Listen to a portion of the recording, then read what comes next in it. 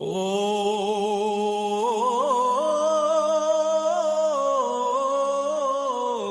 Mani Padma O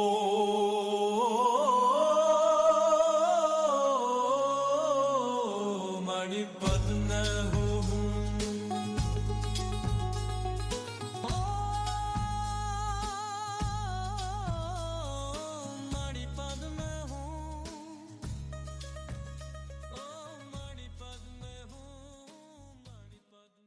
Welcome to an episode of the From the Pure Land podcast. I'm Mel Pine. Today's episode is News about Books in Buddhism. Maybe I'm just old school, but I call what I do on Substack blogging, even though Substack uses the term newsletter. I and most other Substack authors write blog posts, not newsletters. I draw the distinction because today's post varies from my norm. It's a newsletter about developments in books in Buddhism, particularly where the two meet. 19 killed in Nepal protests. Anger over economic inequality, corruption, and a ban on more than 24 social media sites has erupted into a wave of protests against Nepal's Prime Minister, K.P. Sharma Oli. Officials report that at least 19 people have been killed. According to the New York Times, in the capital, Kathmandu, protesters surged towards the Parliament complex, occupying a security post before being dispersed by the police, according to witnesses, who said that the authorities used live ammunition in addition to rubber bullets and water cannons against the crowd. The demonstrators appeared to be mostly teenagers and young adults, many of whom embraced the label of Gen Z protest. Local news media reported that at least 400 people had been injured. Kathmandu is the base for more than a dozen Buddhist monasteries, retreat centers, stupas, and other sites.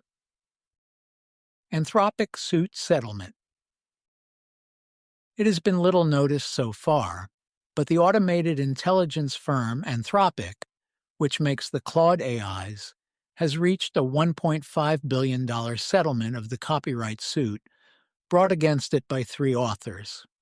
It's common practice in the AI industry to use the contents of an uncountably large number of books to train large language models, LLMs, the brains behind chatbots like Claude and ChatGPT. In addition to teaching the LLMs facts from nonfiction books and cultural understanding from fiction, novels with dialogue are particularly useful to demonstrate ways for the chatbot to seem more conversational and human-like. And it takes oodles of them to make an LLM skillful in various communication styles, academic, informal, colloquial, etc., that explains the industry's hunger for tons of books. This settlement is centered around books that Anthropic formerly obtained from pirated sources without any compensation to the copyright holders. It doesn't provide a model for legally obtained books, but it waves big warning flags going forward. The settlement still needs approval from the court overseeing the case. You can read the New York Times account of the settlement here without a paywall by using a link you'll find in this blog post at melpine.substack.com. 2 new Buddhist books. I'm a slow book reader, especially when engaged in maintaining this blog and podcast, providing content for my website, and keeping my publishing business growing, more below, so I won't be able to fully review these newly published books, both of which I'm excited about. A New Way of Seeing, From Knowledge to Insight by Dominique Side, who writes the Substack blog The Softer Gaze. Her 2022 book, Discovering Buddhism, provides a thorough textbook-like overview of Buddhism. The new one goes deeper into helping those of us in the West to an experiential understanding, grokking, of Buddhism that cuts through cultural and semantic obscurations. She writes, "The Buddhist perspective is not just another lens. Taking the Buddha's teachings to heart does not mean discarding an old pair of spectacles and donning Buddhist-shaped goggles instead. The point of the Buddhist teachings is not to offer a new pair of glasses that magically produces a true perception of reality. In fact, we could say that it's the opposite of this.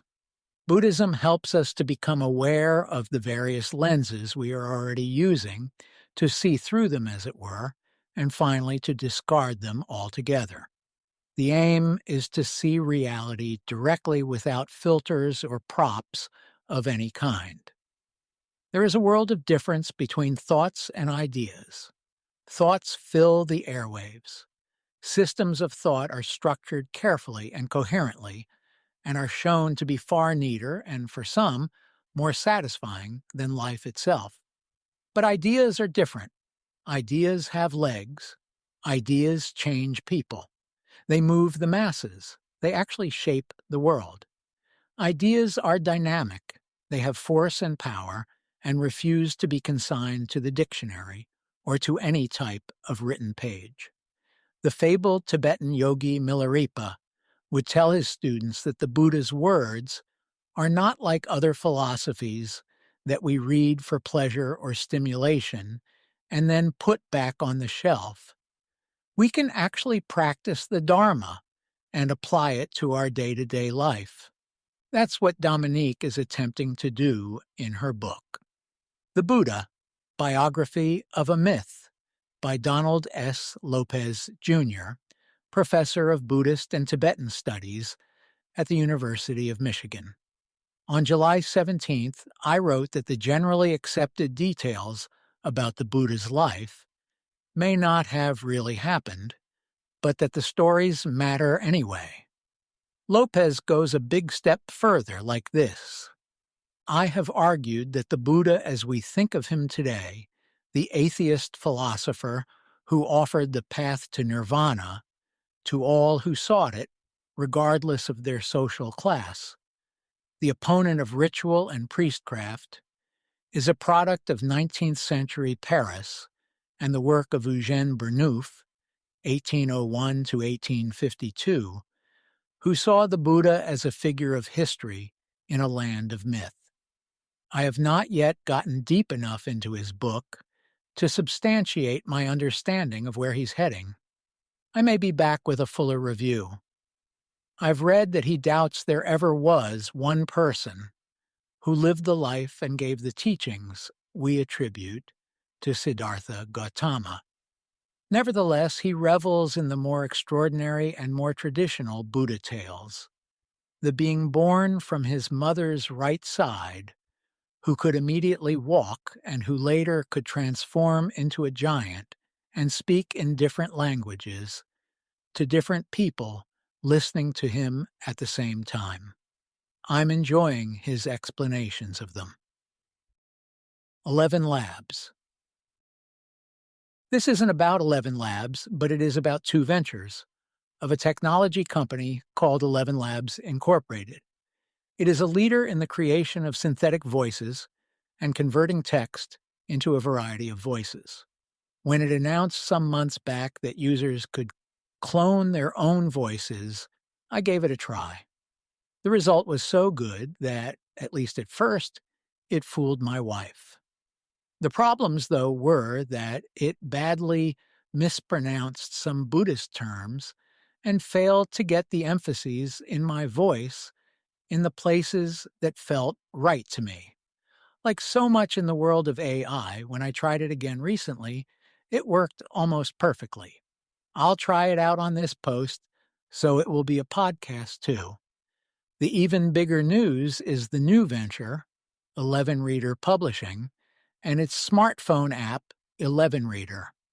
Users of the new app, available in iOS and Android, can listen in one of 32 languages to books, magazine articles, or podcasts converted from text to realistic and smooth synthetic voices.